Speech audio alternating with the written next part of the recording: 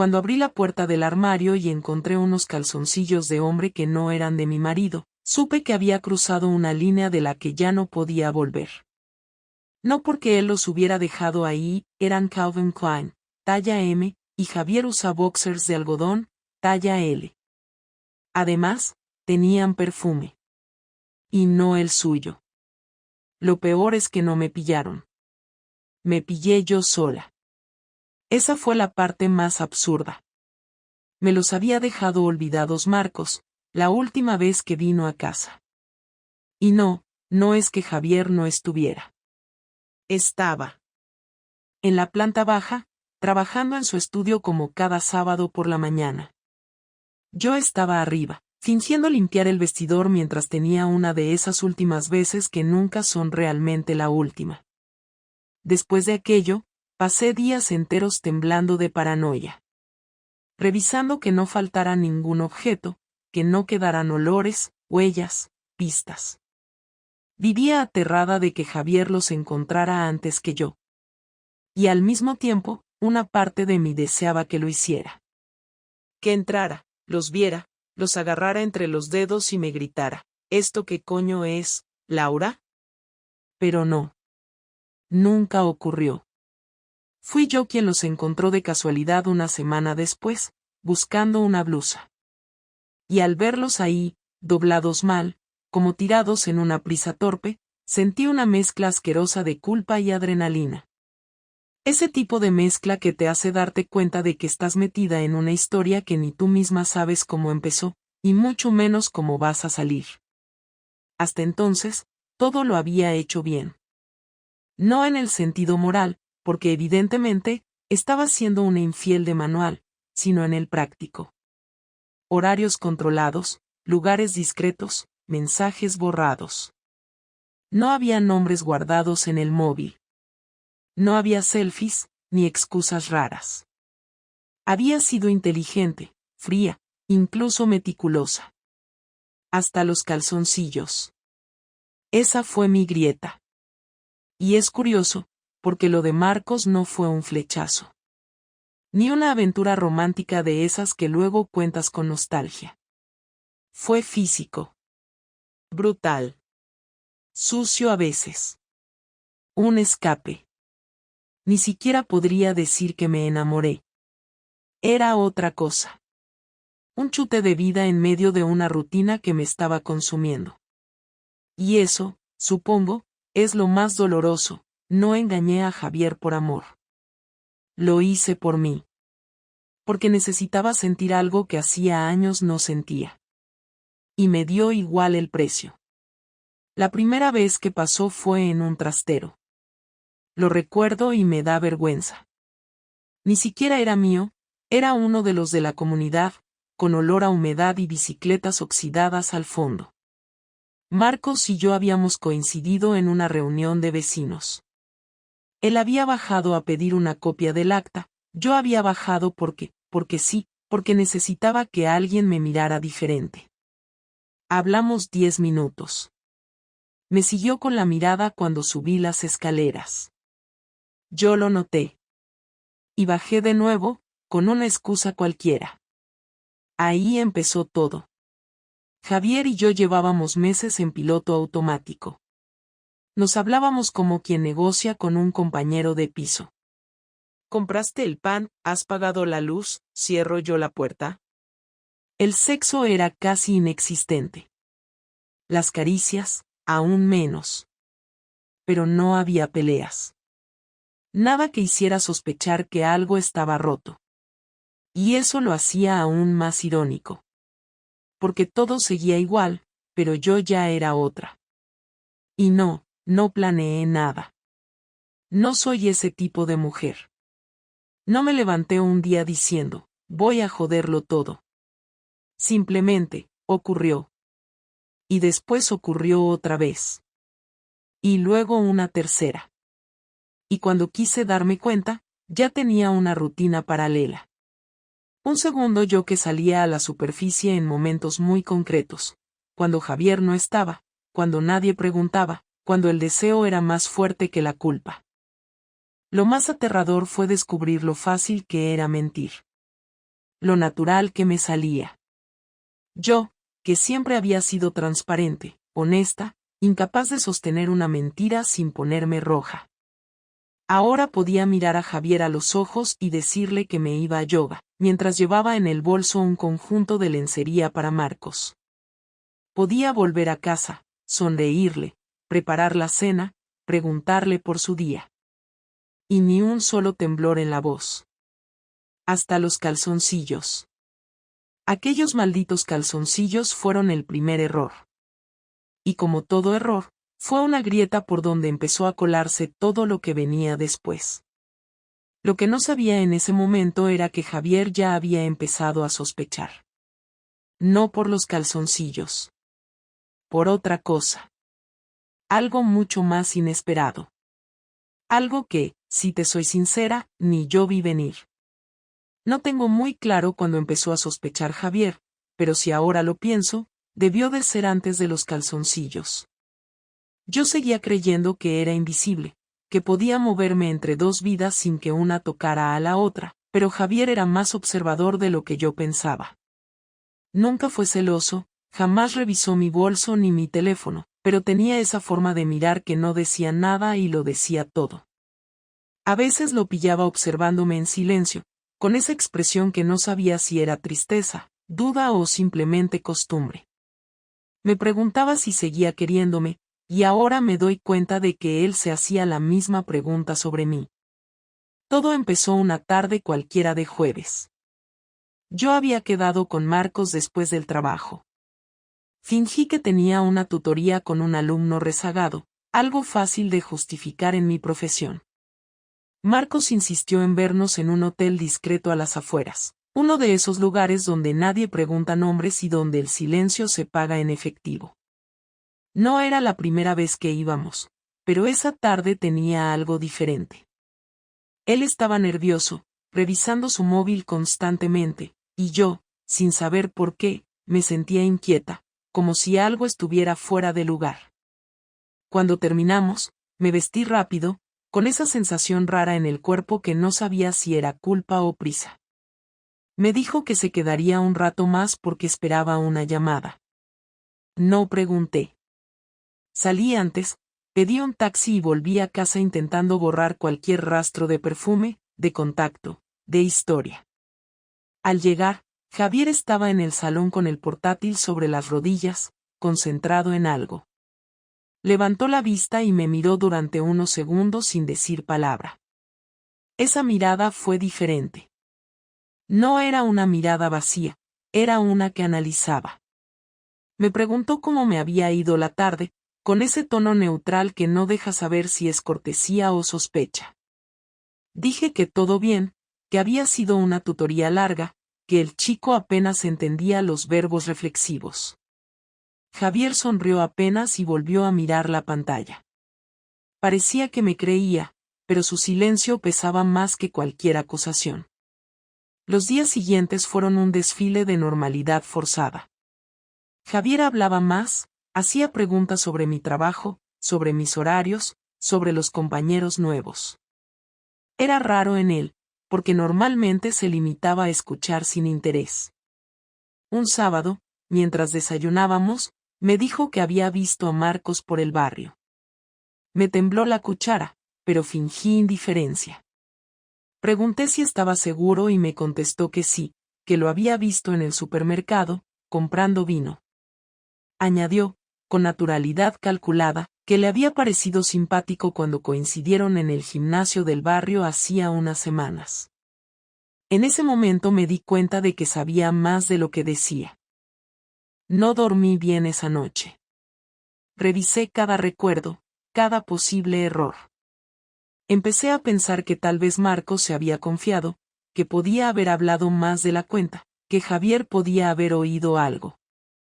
Al día siguiente, Javier me pidió que le acompañara a cenar fuera, a un sitio nuevo cerca del puerto.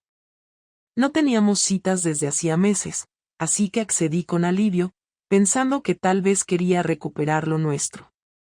Me arreglé más de lo normal, me puse un vestido que hacía tiempo no usaba, y cuando bajé al salón él me miró con una mezcla de nostalgia y resentimiento. No dijo nada, pero su silencio era una sentencia suspendida. Durante la cena no habló de trabajo ni de sus proyectos. Solo me observaba. Me preguntó si era feliz, así, de golpe, sin contexto. Me quedé sin saber qué decir, porque la pregunta era demasiado directa y cualquier respuesta sonaba a mentira. Dije que sí, que claro, que solo estábamos pasando una racha de desgaste como todos. Él sonrió con tristeza y me preguntó por qué tenía perfume diferente, si había cambiado de marca. Respondí rápido, improvisando, que una compañera del instituto me lo había recomendado. Javier asintió despacio, sin apartar la vista de mi cara. No insistió. Pidió la cuenta, dejó dinero de sobra y salimos caminando por el paseo. Al llegar al coche, en lugar de abrir la puerta, se quedó apoyado en el techo y me dijo algo que todavía me suena en la cabeza. No necesito pruebas para saber que algo va mal. Pero si las hay, no te preocupes, las encontraré. No gritó, no levantó la voz. Lo dijo tranquilo, casi con pena. Yo me quedé paralizada, fingiendo sorpresa, indignación incluso, preguntándole qué quería decir, si estaba insinuando algo. Me miró y dijo, solo digo que no sé quién eres últimamente. Luego abrió la puerta, subió al coche y condujo en silencio todo el camino de vuelta. Esa fue la primera vez que sentí miedo real. No porque fuera violento, sino porque conocía su forma de actuar cuando se sentía traicionado. Javier era de los que no hablaban hasta tenerlo todo claro. No hacía escenas, no pedía explicaciones, simplemente observaba, recopilaba y luego actuaba. Me pasó toda la semana siguiente sin dirigirme más de 3 frases. Empecé a sentirme atrapada en mi propia casa, esperando un golpe que no llegaba. Marcos me escribía, me pedía vernos, pero yo lo evitaba. Sentía que cualquier movimiento podía delatarme. Una tarde de domingo, mientras lavaba los platos, Javier entró en la cocina con una carpeta. La dejó sobre la encimera, sin decir nada, y se apoyó en la puerta. Me quedé mirando la carpeta sin atreverme a tocarla. Me dijo, ahí tienes las pruebas que no necesitaba. La abrí y lo primero que vi fueron unas hojas impresas con horarios, facturas de hotel, registros de llamadas. Luego, fotos. Una de mí entrando al mismo hotel con Marcos, otra de su coche aparcado fuera. No eran muchas, pero suficientes. Me temblaban las manos. No entendía cómo las había conseguido. Javier me dijo que había contratado a un conocido suyo, un antiguo cliente con agencia de seguridad. Lo dijo sin orgullo, sin rencor. Solo quería saber si aún podía confiar en ti, añadió. No supe qué responder. Intenté hablar, pero las palabras no salían. El silencio se volvió insoportable. Él me miró durante un largo rato, sin rabia, sin insultos. Solo decepción. Me preguntó desde cuándo, y contesté la verdad, desde hacía unos meses. No intenté negarlo, era inútil. Me preguntó si lo quería. Dije que no lo sabía, que no era eso, que simplemente me había sentido vacía. Dijo que eso no lo justificaba, y tenía razón. Después de unos minutos, me dijo que necesitaba espacio. Que se iría unos días a casa de su hermano en Castellón. No gritó, no lloró. Se limitó a subir al dormitorio, meter ropa en una mochila y bajar con el abrigo en la mano. Antes de irse me dijo, no voy a destruirte, Laura. Pero tampoco pienso perdonarte todavía. Cerró la puerta y se fue. Me quedé sola en una casa que de repente se sentía ajena. Las paredes parecían escucharme. Fui al baño, me miré al espejo y no reconocí mi cara. No por culpa ni por vergüenza, sino por una especie de cansancio seco, una descomposición de todo lo que era estable.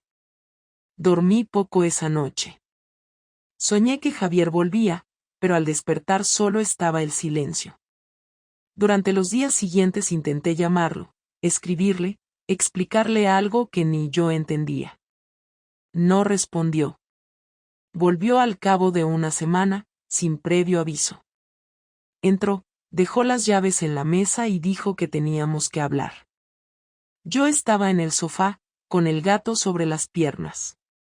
Se sentó enfrente, serio, sin gestos agresivos. Me dijo que no pensaba tomar decisiones precipitadas, que antes quería entender qué nos había pasado. No te voy a preguntar por los detalles, no me interesa saberlos. Solo quiero saber por qué, me dijo. Y eso fue peor que cualquier reproche. Intenté explicarle que no buscaba a otro hombre, que no fue un plan, que simplemente me sentía apagada, sin atención, que necesitaba sentir algo. Lo escuchó sin interrumpirme.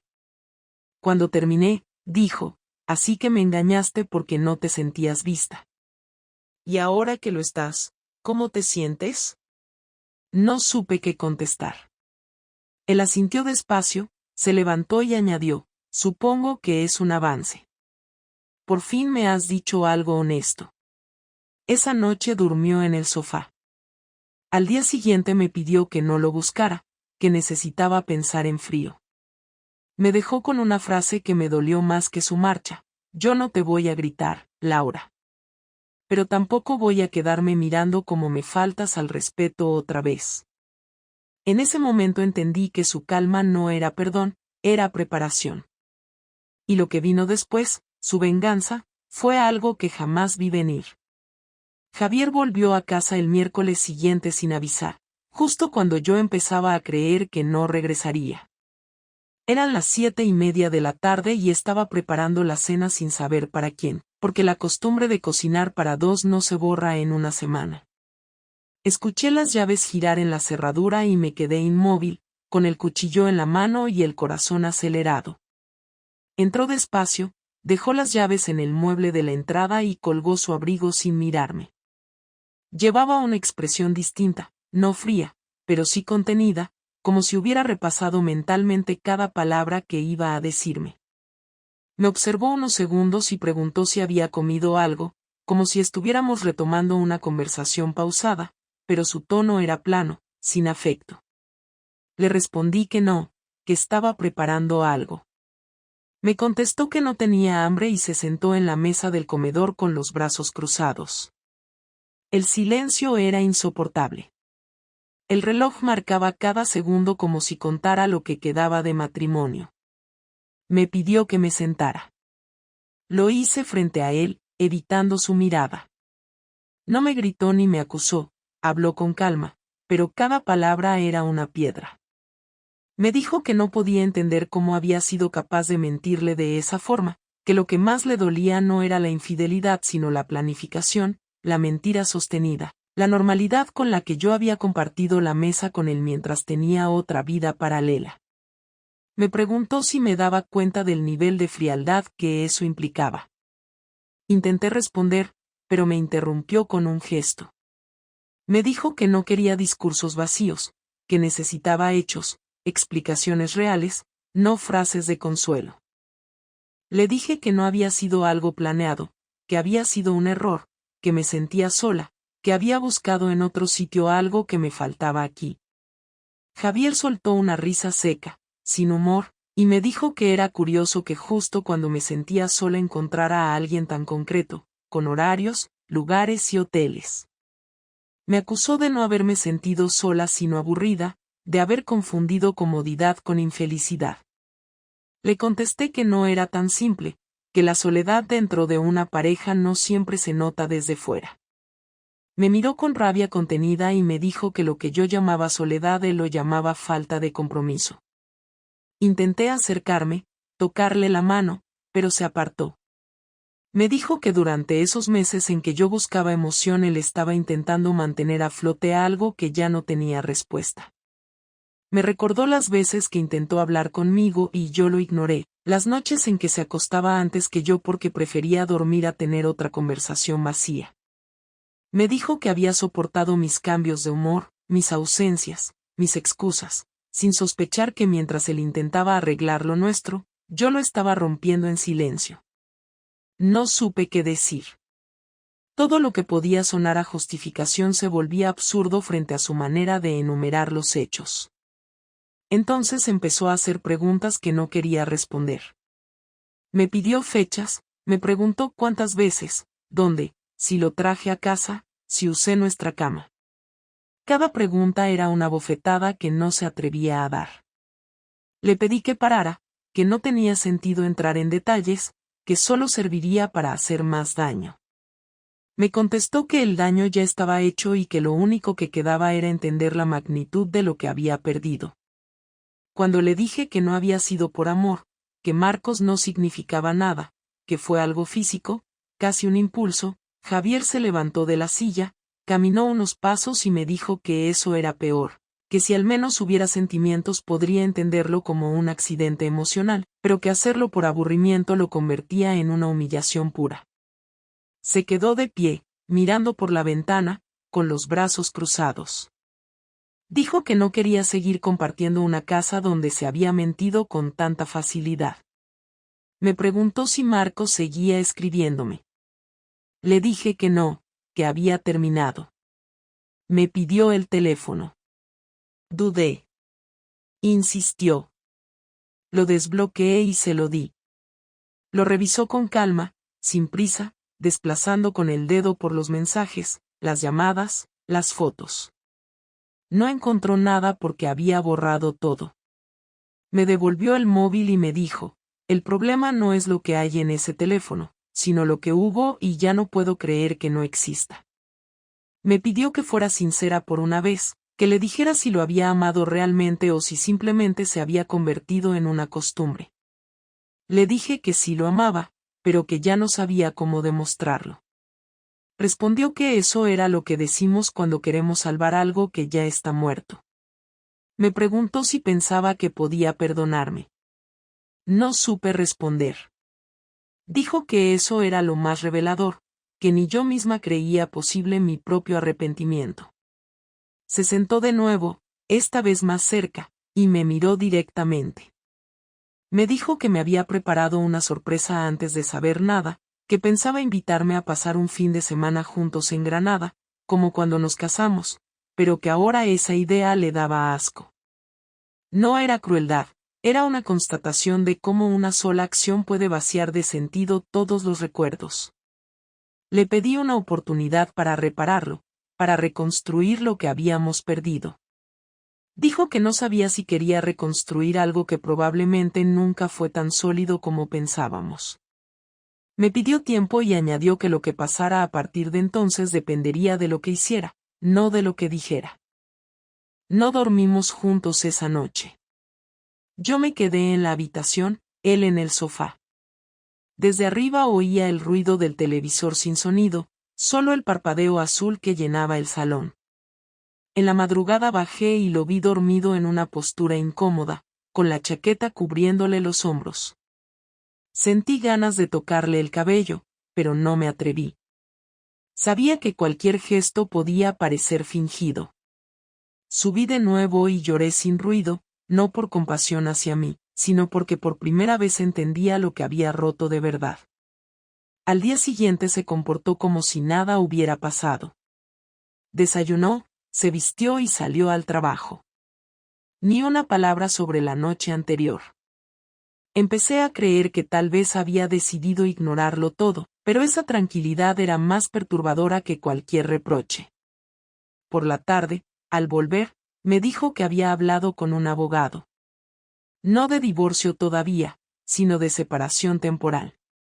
Explicó que necesitaba ordenar las cosas, que no quería tomar decisiones desde el enfado, pero que tampoco podía seguir bajo el mismo techo como si nada. Le supliqué que no lo hiciera, que podíamos ir a terapia, que yo aceptaría lo que hiciera falta, que cortaría cualquier contacto con Marcos, que cambiaría de trabajo, de gimnasio, de todo. Me escuchó sin interrumpir, sin asentir ni negar, y cuando terminé solo dijo, tú puedes cambiar lo que quieras, pero no puedes cambiar lo que ya hiciste. Esa frase se me quedó grabada. Dijo que no tenía intención de humillarme ni de vengarse, que simplemente necesitaba alejarse. Le pregunté si aún me quería y contestó que ahora no lo sabía, que el amor no desaparece de golpe, pero que la confianza sí, y que sin eso el resto era decorado. Me pidió que no lo llamara, que si quería comunicarse lo haría él. Cogió una maleta pequeña, metió algo de ropa y se marchó otra vez. Esta vez no lloré, solo me quedé quieta mirando la puerta cerrarse, entendiendo que la calma que mostraba era el principio de algo mucho más frío. Esa noche me llamó Marcos por última vez. Me dijo que sabía que Javier lo había descubierto y que temía que todo saliera mal para ambos. Le contesté que no quería hablar con él nunca más, que no me buscara, que lo nuestro había terminado. Dijo que me entendía, que tal vez era lo mejor. Colgó sin despedirse. Apagué el móvil y lo tiré sobre la mesa. Pasé el resto de la noche caminando por la casa vacía, tocando los muebles como si intentara recuperar la forma de lo que habíamos sido.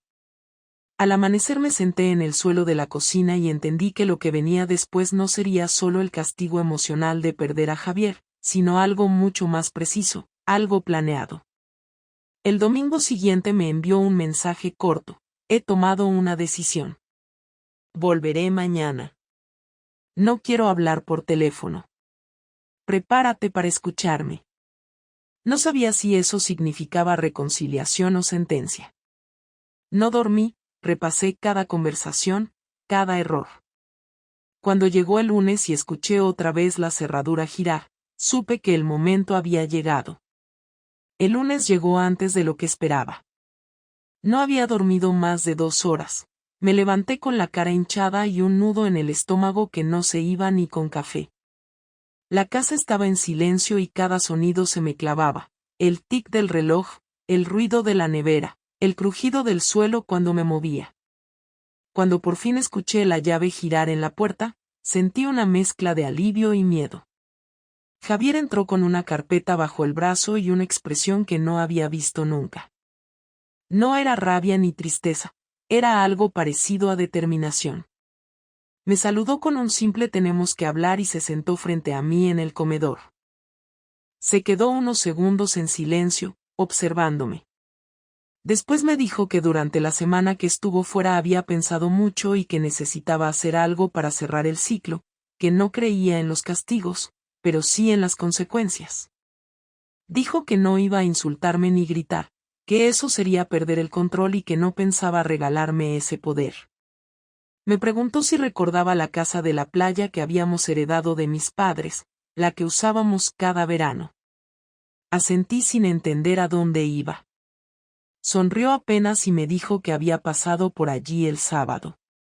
Me contó que había cambiado las cerraduras, que había limpiado todo y que había dejado dentro una maleta con mi ropa, mis libros y mis cosas personales, porque durante una temporada sería mi nuevo lugar. Le pregunté si estaba echándome de casa.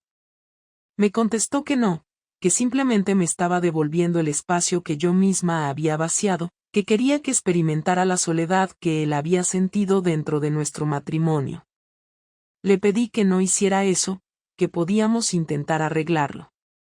Me miró con calma y me dijo que no se trataba de arreglar, sino de entender. Me explicó que había hablado con nuestros amigos más cercanos y con su familia, que les había contado la verdad. Sentí que me quedaba sin aire. No lo decía con ánimo de humillarme, lo decía como si fuera un trámite más. Me aseguró que no había inventado nada, que simplemente había contado los hechos, porque no pensaba seguir siendo cómplice de una mentira. Me imaginé las caras de todos, las conversaciones, las preguntas. Sentí vergüenza y rabia a la vez. Le grité que no tenía derecho a exponerme de esa manera. Me contestó que durante meses yo no había tenido reparo en exponerlo a él sin que lo supiera, así que ahora simplemente equilibraba las cosas. Le dije que eso era una venganza, no una consecuencia. Dijo que podía llamarlo como quisiera, pero que lo único que buscaba era que yo comprendiera que cada acción tiene un retorno. Me pidió que no intentara justificarme más, que lo que dijera no iba a cambiar nada. Me entregó una carpeta, la misma que traía en la mano, y me dijo que dentro estaban los papeles de la separación legal, ya firmados por él. Añadió que no me iba a dejar sin nada, que había sido justo y que podía quedarme con el piso de la ciudad mientras él se quedaría con la casa del pueblo. Dijo que no lo hacía por generosidad, sino porque no soportaría volver a dormir en el mismo sitio donde lo había engañado. Intenté hablar, pero no me dejó. Siguió explicando, con la misma frialdad con la que uno lee un informe. Me dijo que había hablado con la dirección del instituto y que sabían que necesitaba una baja temporal, que él mismo había llevado el documento médico que yo tenía guardado sin firmar, el que pedía descanso por ansiedad. Me quedé paralizada, no sabía ni cómo había encontrado ese papel. Dijo que había pensado que era mejor que me tomara un tiempo para reflexionar, porque si seguía yendo a trabajar con esa cara de agotamiento todos iban a notar que algo pasaba y prefería evitar el espectáculo. No supe si sentirme humillada o agradecida, porque aunque lo decía con tono neutro, había algo de cuidado en su gesto. Le pregunté si pensaba irse definitivamente. Me contestó que sí, que ya tenía un piso alquilado cerca de su oficina y que se mudaría en 2 días. Me explicó que no quería que ninguno de los dos quedara atrapado en la rutina de la culpa, que eso solo nos haría más miserables. Me dejó claro que no había nadie más, que no buscaba reemplazarme, que simplemente necesitaba empezar de cero sin cargar con mis errores ni con los suyos. Dijo que no había decidido si quería divorciarse, que de momento se quedaría con la separación. Lo escuchaba hablar y cada palabra era como una puerta que se cerraba sin ruido. Cuando terminó, me pidió que lo acompañara al coche. En el maletero tenía varias cajas con mis cosas que había sacado de la casa, ropa, libros, documentos, algunas fotos. Dijo que lo había hecho él mismo para evitar que fuera incómodo. Le pedí que al menos dejara las fotos, que eran recuerdos de ambos. Me respondió que las copias digitales ya estaban en mi correo y que él prefería no conservar nada físico por ahora.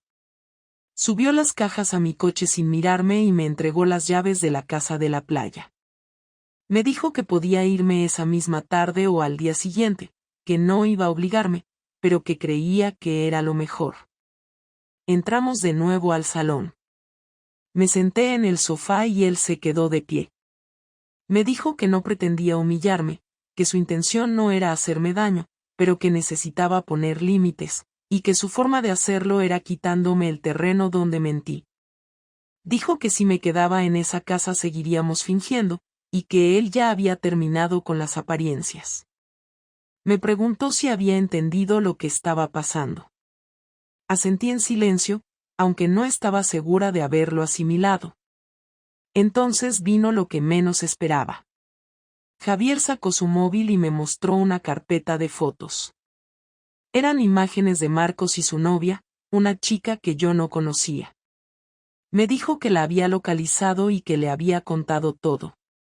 Me explicó que no lo hizo para vengarse de mí, sino porque creía que ella tenía derecho a saberlo.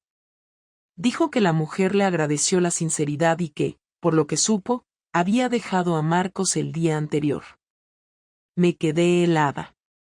No era solo el impacto de la exposición, era entender que Javier había movido cada pieza con precisión. Le dije que eso era demasiado, que no tenía por qué arruinar también la vida de otro.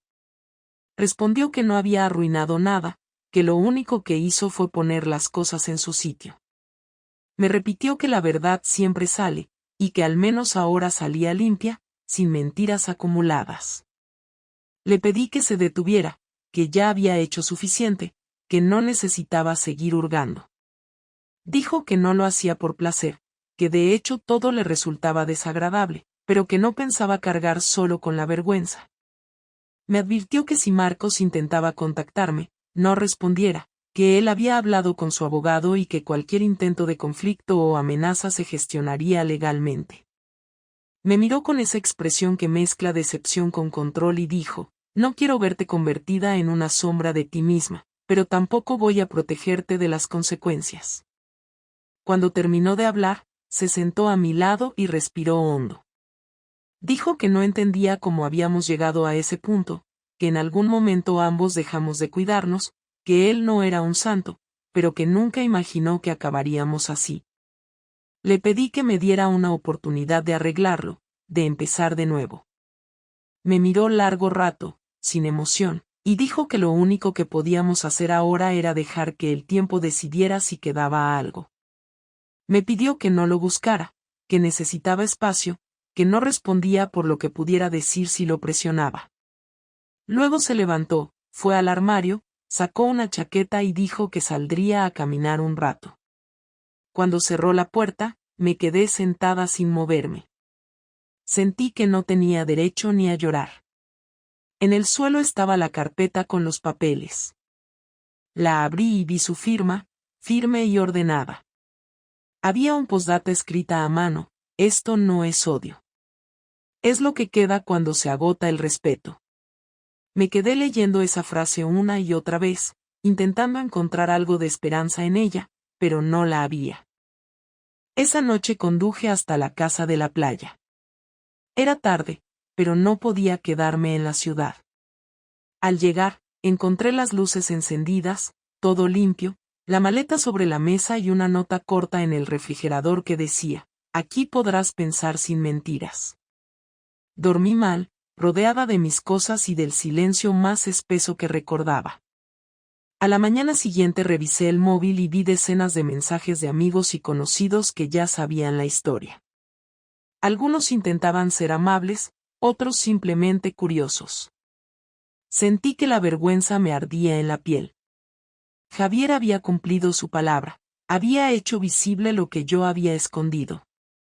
Me pasé el día entero sentada frente al mar, pensando en todo lo que había perdido en una sola semana. No solo un matrimonio, sino una vida entera de rutina y pertenencia. Lo más duro era admitir que su venganza no fue violenta ni cruel, fue precisa y justa, lo suficiente para que entendiera lo que significaba destruir algo sin gritar. Cuando cayó la tarde recibí un último mensaje suyo: no te deseo mal, Laura. Pero ya no te deseo a ti. Y supe que todo lo que viniera después sería solo la parte en la que aprendiera a vivir con las consecuencias. No lo volví a ver hasta 3 semanas después. Durante ese tiempo, no hablamos, no nos escribimos, no supe nada de él más allá de una notificación del banco que confirmaba que había dividido nuestras cuentas, como habíamos acordado. Yo seguía en la casa de la playa, sin hacer prácticamente nada. Me levantaba tarde, comía poco, pasaba horas mirando al techo o saliendo a caminar sin rumbo. A veces creía que iba a aparecer en la puerta, que todo lo que había hecho era solo una forma de asustarme, de sacudir la relación para ver si se podía rescatar. Pero no apareció, y el silencio fue haciendo su trabajo. Empecé a entender que Javier no buscaba venganza, ni drama, ni lágrimas. Solo quería desaparecer de ese lugar donde ya no quedaba confianza. Su forma de reaccionar me dolía más que cualquier grito porque no me daba lugar a pelear, no había espacio para defenderme. El día que volvió a hablarme fue un viernes a las 9 de la noche. Me escribió por mensaje diciendo que necesitaba verme para cerrar algunos temas y que prefería hacerlo en persona. Dijo que iría a la casa al día siguiente por la mañana, que no llevaría reproches, que no esperaba disculpas, que simplemente quería una conversación real. Respondí que sí, que lo esperaba. Me pasé la noche sin dormir, sentada en la terraza con una manta sobre las piernas, repasando todo lo que le diría y lo que evitaría decir. No quería suplicar, pero tampoco podía actuar como si me diera igual. Llegó puntual, como siempre. Apareció con ropa informal, sin expresión en la cara. Me dio un saludo con la cabeza y preguntó si podía pasar. Le ofrecí un café y aceptó sin entusiasmo. Nos sentamos en la mesa del comedor, uno frente al otro. Tomó un sorbo, lo dejó sobre el plato, y me miró directamente. Dijo que no venía a abrir heridas ni a repasar detalles. Quería hablar de qué haríamos con la separación, con la casa, con los objetos que aún quedaban en común. Todo lo dijo con una voz tranquila, casi administrativa. Asentí, Le respondí que aceptaba dividir los bienes como él había propuesto y que no tenía intención de discutir sobre nada material. Me preguntó si ya había pensado en lo legal, si firmaría los papeles que me dejó. Le dije que sí, que no iba a oponerme a nada. Me agradeció la claridad, y después hubo una pausa. Fue él quien rompió el silencio. Me preguntó si había pensado en todo lo que pasó, si había sido capaz de analizar más allá del daño. Le dije que sí, que había pasado los días reconstruyendo cada momento, cada decisión, cada mentira, intentando entender por qué crucé ese límite. Le confesé que lo había hecho por egoísmo, que no buscaba amor, solo una forma de sentirme viva otra vez, y que no me había dado cuenta de lo que estaba destruyendo hasta que ya era tarde. Javier escuchó sin interrumpirme.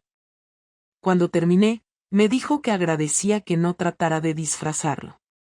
Dijo que no era la primera persona en cometer un error así, pero que lo que había dolido era la continuidad, la frialdad con la que fui capaz de compartir cama, mesa y rutinas mientras le mentía.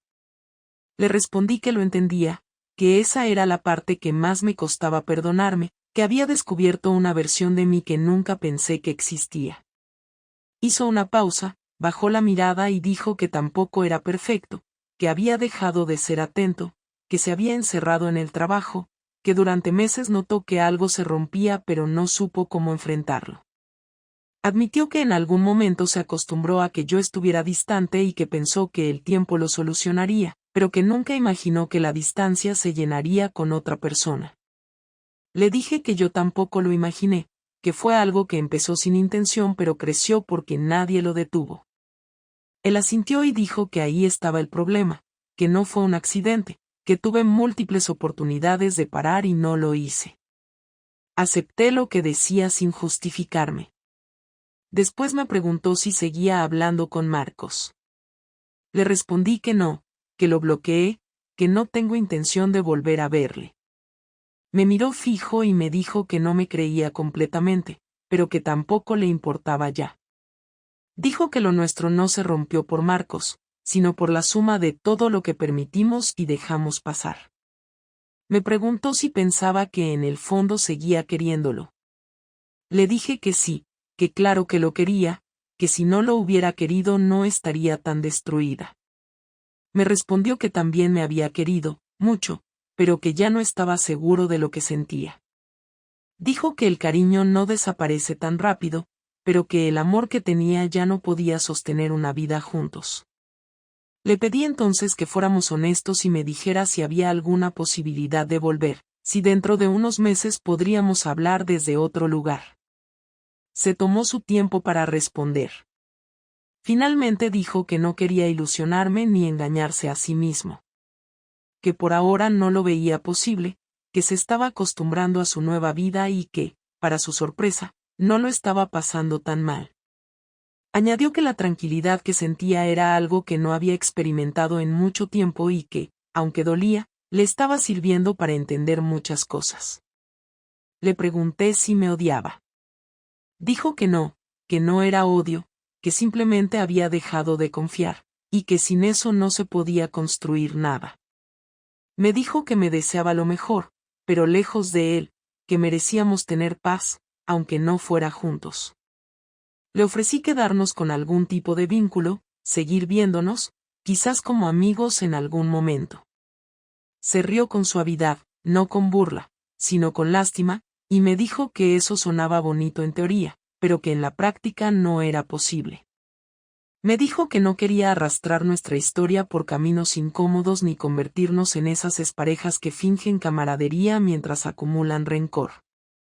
Me pidió que lo dejara ir sin ataduras, que no intentara construir nada sobre las ruinas de lo que fue.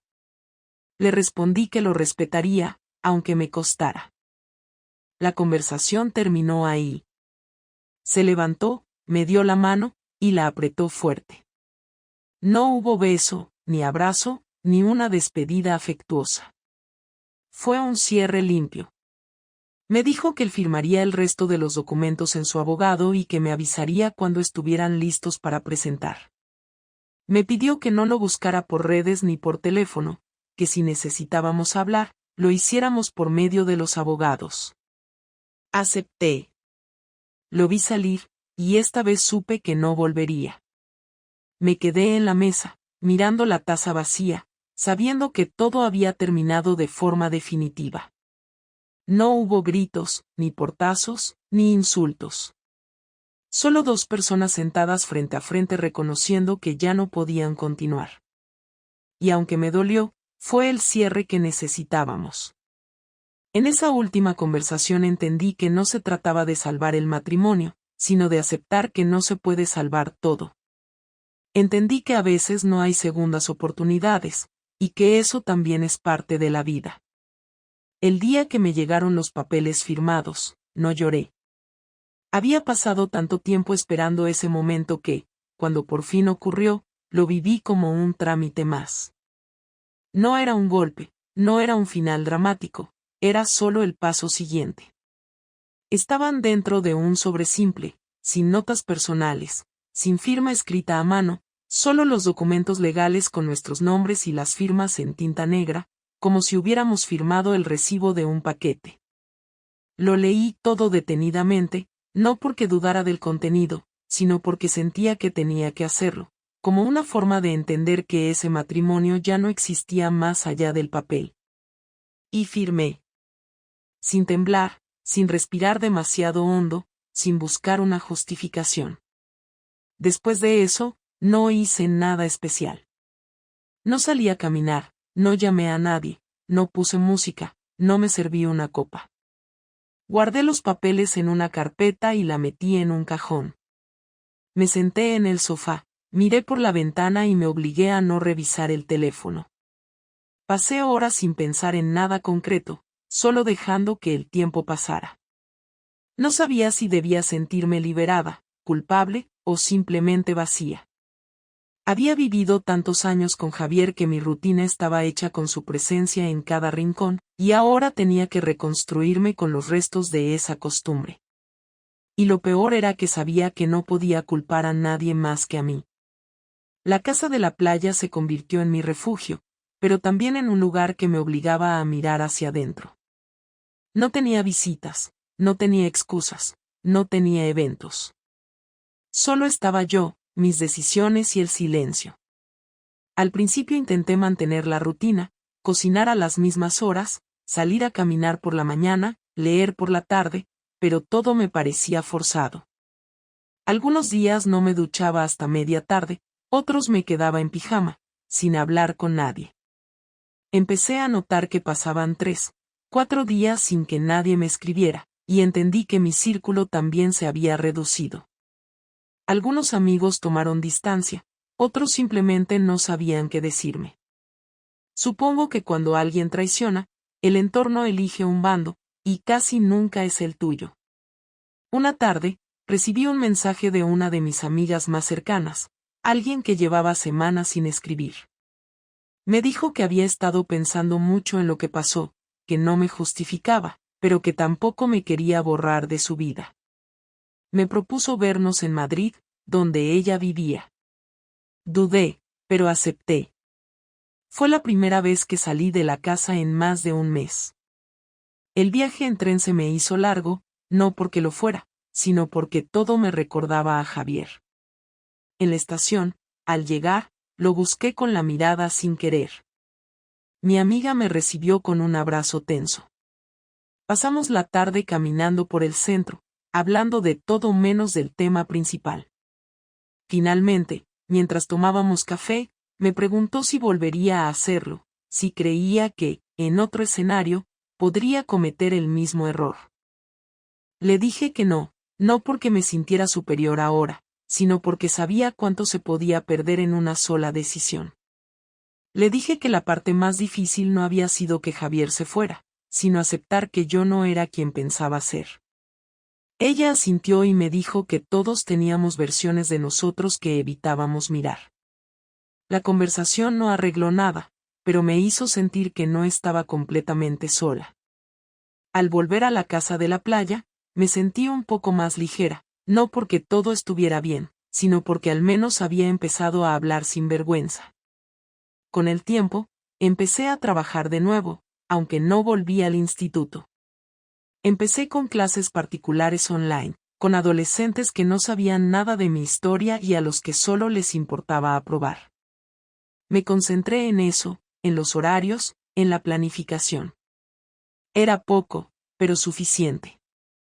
Dejé de revisar las redes de Javier, bloqueé su número, no porque quisiera eliminarlo, sino porque entendí que no podía seguir midiendo mi recuperación en función de lo que él hiciera o no hiciera. Me propuse avanzar sola, sin atajos. Cada cierto tiempo pensaba en él. No con nostalgia romántica, sino con la conciencia clara de que su reacción fue justa, que su forma de irse fue digna, que su calma me desarmó más que cualquier discusión.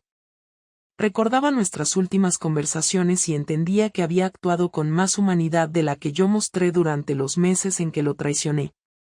Y me di cuenta de que eso no lo hacía débil, lo hacía más fuerte que yo. Me pregunté muchas veces si había sido feliz conmigo o si solo fue soportando los cambios, adaptándose, como hacemos tantos cuando no queremos enfrentar una ruptura. Me hubiera gustado preguntárselo, pero ya no tenía sentido. No volví a saber de Marcos. Una parte de mí esperaba que algún día escribiera, no para volver, sino para cerrar su parte también. Nunca lo hizo. Y supongo que está bien así. Era una historia que no tenía que tener continuación. A veces pensaba en buscarlo, en escribirle algo breve, pero me detenía. No por miedo a Javier, sino porque entendí que si quería de verdad salir de ese ciclo, tenía que dejar de mantener puentes con mi pasado. Había cometido un error, uno grande, pero la única forma de aprender era asumirlo sin rodeos, sin adornos. Hubo días buenos y otros en los que me costaba levantarme. Pero poco a poco empecé a recuperar partes de mí que había dejado olvidadas. Empecé a correr por las mañanas, a cocinar solo para mí sin apuro, a disfrutar de leer sin mirar el reloj. No era una vida emocionante, pero era mía. Aprendí a estar sola sin sentir que me faltaba algo. A veces pensaba que si hubiera aprendido esto antes, tal vez no habría hecho lo que hice. Pero ya era tarde para hipótesis. La realidad era la que era, y lo único que podía hacer era seguir adelante con la verdad a cuestas. Un año después firmamos el divorcio oficialmente. Fue un acto breve, en una oficina sin emociones. Nos saludamos con un apretón de manos, intercambiamos unas pocas palabras formales y nos fuimos por caminos distintos. No hubo tensión, ni sonrisas, ni reproches. Solo la certeza de que ya no éramos parte de la vida del otro. Al salir, me senté en una plaza cercana y respiré hondo. No para aliviarme, sino para marcar mentalmente ese momento como el verdadero final. Hoy puedo decir que entendí muchas cosas. Que la traición no se mide solo por el acto en sí, sino por todo lo que viene después. Que el amor no siempre es suficiente si no se cuida. Que la confianza rota no se reconstruye con promesas, ni con arrepentimiento, sino con tiempo. Y que no todos están obligados a perdonarte, por mucho que lo desees. Aprendí que no soy una víctima de mis decisiones, sino su responsable. Y eso, aunque duele, también libera. No sé qué será de Javier. Me han dicho que sigue solo, que se ha volcado en el trabajo, que parece estar bien. No lo he vuelto a ver. Y aunque a veces me gustaría que supiera que estoy en paz, también entiendo que quizás lo mejor que puedo hacer por él es no buscarlo más. Porque a veces el mayor respeto es el silencio. Ahora sigo mi vida sin expectativas, sin planes a largo plazo, pero con una claridad que no tenía antes. No espero redención ni quiero escribir finales felices. Solo quiero seguir, con lo aprendido a cuestas y con la decisión firme de no repetir los mismos errores. Eso es lo único que puedo prometerme a mí misma. Y esta vez pienso cumplirlo.